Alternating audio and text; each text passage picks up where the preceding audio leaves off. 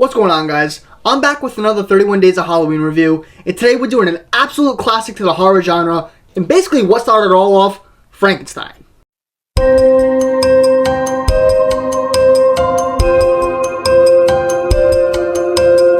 This iconic horror film follows the obsessed scientist Dr. Henry Frankenstein, as he attempts to create life by assembling a creature from body parts from the deceased.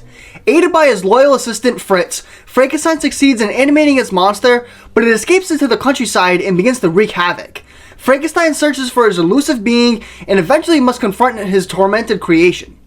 Frankenstein is such a groundbreaking film on pretty much all notes. It's almost insanity that this film still holds up pretty well today, nearly 100 years later. But a lot of that is to do with the great filmmaking of James Whale, one of the most gifted horror filmmakers of the 30s.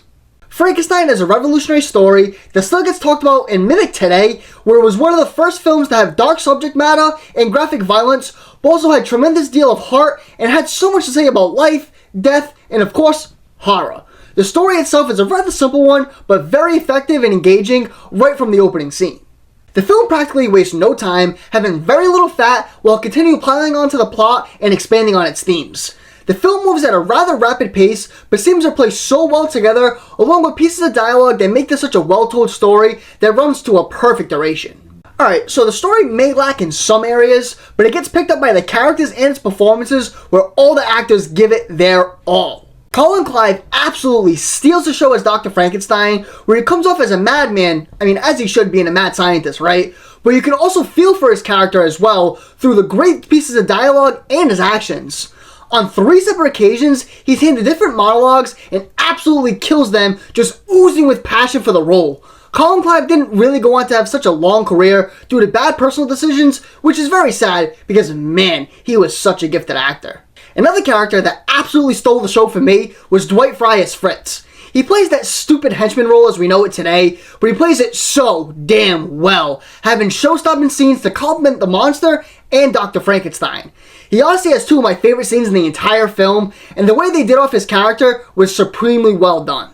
Boris Karloff as the monster puts on a brilliant performance as well, where it can be easily overlooked as a guy just grunting at the camera the whole time, but his expressions are well recognized, fulfilling the role to heights the creators probably didn't even think were possible. So the script can somewhat fly underneath the radar as a massive selling point, because there are a few scenes without Dr. Frankenstein and the monster that can feel a bit boring, but there's definitely more than a few bits that come off quite sophisticated and hits in each description with great detail and passion. You can tell the creators really tried with this film, where you can feel the passion in every piece of dialogue. For me, the film thrives alone on the plot and the characters, but it truly wouldn't be as timeless as it is without the help from its supporting traits like the sound and the production. The music, iconic.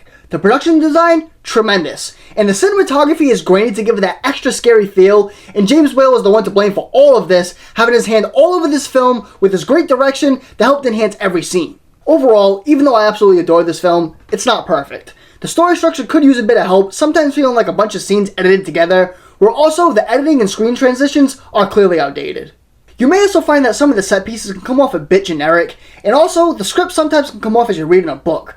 But at the end of the day, Frankenstein is damn near a masterpiece. This truly aged like a fine wine. It gets a 9 out of 10 from me. Let me know what you think of Frankenstein in the comments below, and let me know what film you'd like to see me review next. See you guys on the next one.